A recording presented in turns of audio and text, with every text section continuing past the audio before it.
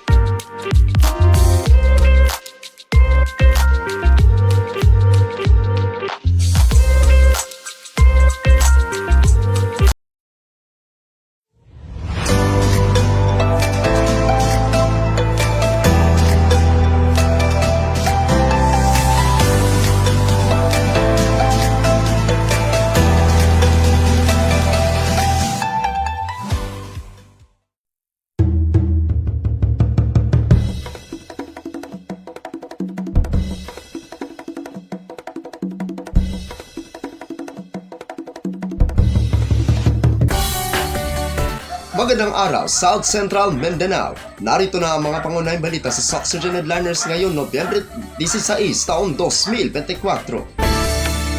Children's Congress nagbigay ng makabuluhang karanasan sa mga batang Mid-Sayapenyo. Narito ang ulat. Upang mapalakas ang kakayahan at partisipasyon ng mga batang Mid-Sayapenyo, nagsagawa ng Children's Congress ang lokal na pamahalaan ng Midsayap sa pamumuno ni Mayor Rolly Sacdalan na ginanap noong ika-13 hanggang 14 ng Nobyembre taong kasalukuyan sa SCC Nature Farm, Poblasyon 8, bayan ng Midsayap, lalawigan ng Cotabato. Ang kongresong may temang sa pagbangon at pagbabago, dama ang ligtas at protektadong batang Mid-Sayapenyo ay nilahukan ng halos 100 ng mga bata na may edad mula 8 hanggang 15 mula sa iba't ibang barangay. Binigyang diin ni Mayor Sacdalan na ang mga bata ang susunod na henerasyon ng mga lider at ang kanilang matutunan sa Congress ay magsisilbing gabay sa pag-abot ng kanilang mga pangarap at sa pagtulong sa pagbuo ng isang mas matatag na komunidad. Kabilang sa mga tampok na aktibidad ay ang usapang Gen Z na tumalakay sa mga paksang may kaugnayan sa child rights, mental health at ang power of artificial intelligence o AI. Tampok din ang Nature Trail, Challenge Courses at Diffusion kung saan sinubok ang kanilang determinasyon at kakayahan sa pagharap sa mga hamon. Sa pamamagitan ng mga pagsubok na ito, natutunan nila ang halaga ng pagtutulungan pati na rin ang pagpapalakas ng kanilang tiwala sa sarili at sa isa't isa. Bilang bahagi ng Kongreso, nagsagawa rin ng eleksyon para sa mga bagong Little Boys and Girls officials. Sa mga resulta ng halalan, nahalal bilang Little Mayor si Charis Nicole Chan, Little Vice Mayor si Jared Zagayno, at ang mga nanalong Little Councilors at SK ay mga kasamahan nila sa kanilang itinatag na partido. Nagkaroon naman ng cultural night kung saan ang mga bata ay nagpakita ng kanilang mga talento sa pagsayaw at pagkanta habang suot ang mga tradisyonal na kasuotan. Ang batch name ng kongreso ito ay Paglaom na nangangahulugang pag-asa, isang simbolo ng pagnanais na magbigay ng pag-asa at inspirasyon sa mga batang Mid-Sayapenyo. Nagtapos ang kongreso sa isang sharing of learnings kung saan ibinahagi ng mga bata ang kanilang mga natutunan at karanasan sa loob ng 3 araw na aktibidad. Sa pamamagitan ng kaganapang ito, hindi lamang saya ang kanilang naranasan, kundi pati na rin ang pagkatuto at mga bagong karanasan na maghahatid sa kanila sa isang mas maliwanag na kinabukasan. Ang naturang aktibidad ay bahagi ng pagdiriwang ng National Children's Month na pinangasiwaan ng Municipal Social Welfare and Development Office o MSWD sa pangunguna ni MSWD Officer Giancarlo B. Valientes, katuwang si Social Welfare Officer 1 Sherlyn Joyce Juarez at Municipal Council for the Protection of Children. Ako ang inyong kaibigang Apolinario Thirdy Valencia para sa Soxurgen Headliners. City Mayor Pacquiao pinangunahan ng NSED sa lungsod ng General Santos. Narito ang ulat. Pinangunahan ni Mayor Lorely Geronimo Pacquiao ang matagumpay na pagsasagawa ng 4th Quarter National Simultaneous Earthquake Drill o NSED sa lungsod ng General Santos kahapon, ika-14 na Nobyembre taong kasalukuyan. Ang aktibidad ay layong palakasin ang kahandaan ng mga mamamayan sa lindol at bahagi ng mga hakbang upang mapabuti ang disaster preparedness ng buong komunidad. Isinagawa ang drill sa tulong ng Regional Disaster Risk Reduction and Management o DRRM Council 12 at Office of Civil Defense o OCD 12. Ang seremonya ng pagsisimula ng drill ay ginanap sa Barangay Bula Gymnasium, kung saan isang ceremonial pressing of button ang nagmarka ng opisyal na pagsisimula ng aktibidad. Ang NSED ay bahagi ng isang pambansang inisyatiba upang mapalakas ang resilience ng mga komunidad at matutukan ang tamang paghahanda sa panahon ng lindol. Sa pamamagitan ng drill na ito, inaasahang magiging mas handa at alerto ang bawat isa sakaling maganap ang isang aktwal na lindol. Ako ang inyong kaibigang Apolinario Terry Valencia para sa Sock Surgeon Headliners.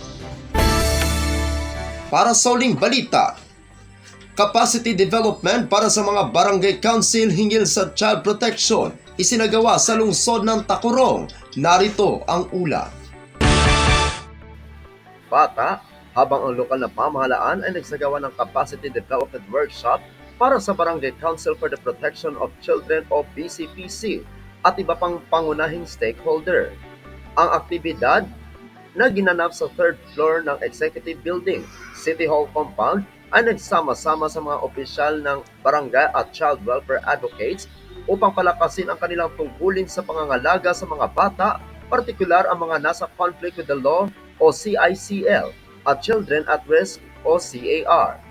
Ang kaganapan ay dinaluhan ng mga barangay chairperson mula sa buong lungsod ng Tacurong, BCPC officers, barangay secretaries, CICL focal person John Jetro Aguila, at mga kawani mula sa City Social Welfare and Development o CSWD Office. Binuksan ni Catherine May R. Catalan, Social Welfare Officer 3, ang programa sa pamamagitan ng kanyang malugod na pananalita na binibigyang diin ang kahalagahan ng mga proactive na hakbang at pakikipagtulungan sa pagtugon sa kapakanan ng mga bata.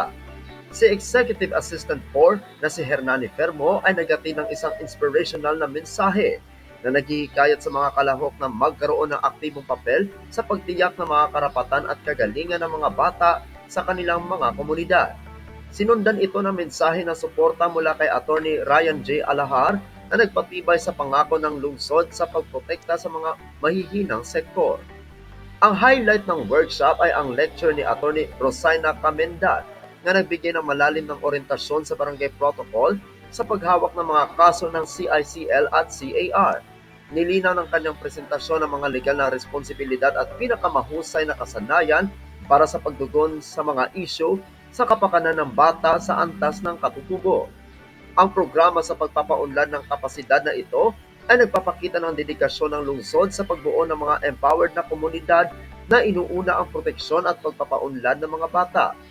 Sinasalamin din nito ang pamumuno ni Mayor Joseph George Elechoncito sa pagsusulong ng child-centered governance at pagtiyak ng mas magandang kinabukasan para sa mga kabataan ng lungsod ng Tacurong. Ako ang inyong kaibigang Apolinario Terry Valencia para sa Sock Surgeon Headliners.